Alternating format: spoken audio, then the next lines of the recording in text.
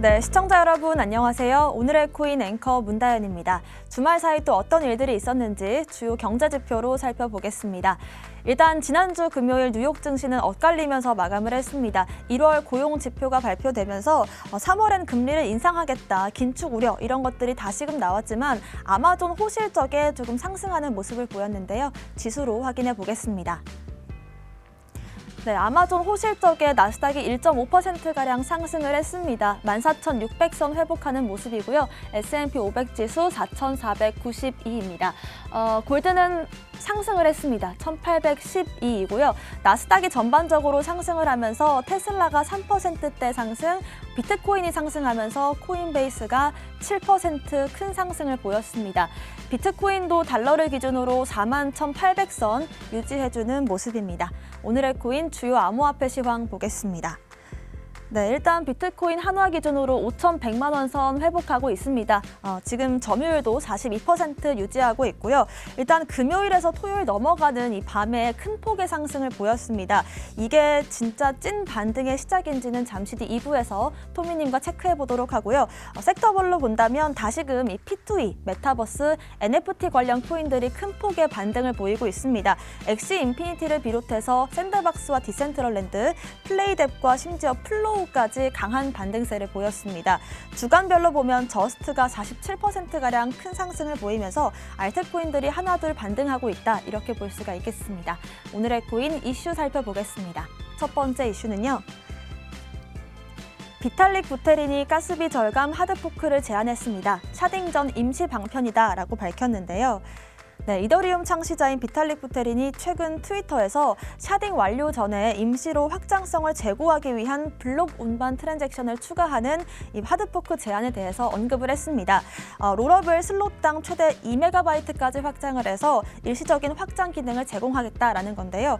블록당 16MB 상당의 공간을 추가하는 이 샤딩 같은 경우에는 이더리움의 장기적인 확장 솔루션입니다.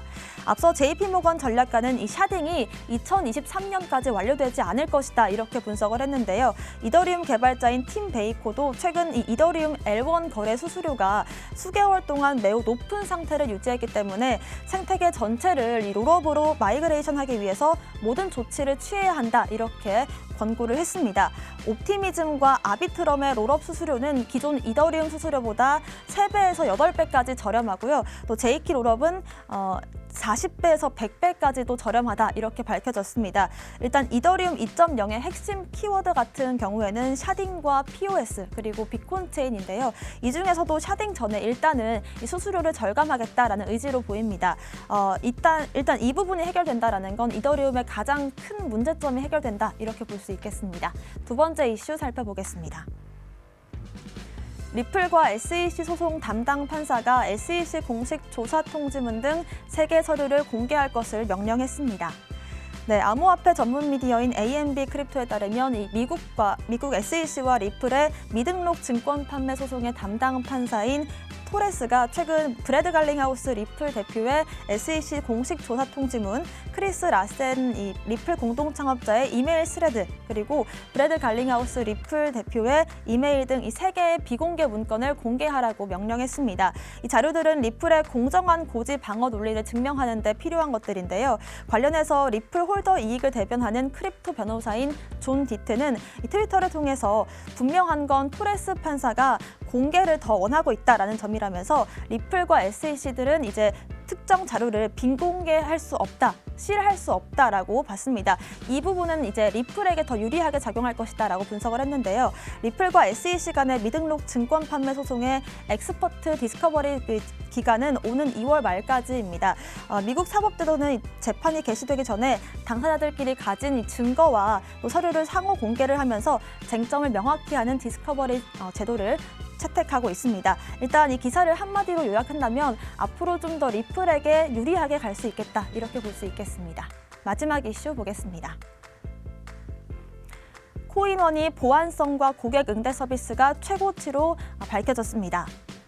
네, 가상자산 거래소 코인원이 전국 20세에서 59세 남녀 1,000명을 대상으로 가상자산 브랜드 브랜드 인지도 조사를 발표했습니다.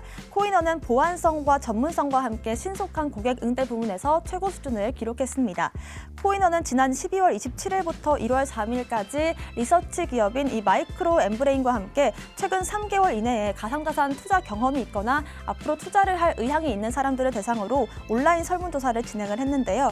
코인원 브랜드의 기능적인 이미지로는 보안 시스템이 잘 갖춰진 그리고 금융사고가 발생하지 않는 이 항목이 높게 채택이 됐습니다. 올해로 설립 8주년을 맞는 코인원이 지금까지 단 한 건의 해킹 사고도 발생하지 않는다는 점이 가장 큰 장점으로 뽑히고 있는데요. 이 다음으로는 고객 응대가 신속하고 친절하다라는 항목이 높은 수치를 기록했습니다. 작년에 신규 회원 수가 크게 늘어나면서 고객 민원에 발빠르게 대응하겠다 이런 측면으로 오프라인 고객센터를 재개하고 또 24시간 동안 채팅 상담, 전화 상담까지 오픈을 하면서 고객센터 채널을 확대해 오고 있습니다. 그 결과 전년 대비해서 고객 민원 대응률이 304% 이상 높아지는 모습을 보였습니다. 저도 코인원을 직접 이용하면서 느낀 건 개인적으로 이 보안성에 큰 강점이 있다고 생각을 하고 있습니다. 해킹 사고가 요즘 또 많이 일어나고 있는데요. 그렇기 때문에 보안성과 이 해킹 안정성이 좀 중요한 덕목으로 뽑힐 것 같습니다. 그리고 또 이용 고객이 점점 늘어나고 있는 상황인데 여기에 발맞춰서 빠르게 대응하고 있다는 점도 주목할 점인 것 같습니다. 오늘의 코인 이슈까지 살펴봤습니다. 저는 잠시 후 다시 돌아오겠습니다. 오늘의 코인 가자!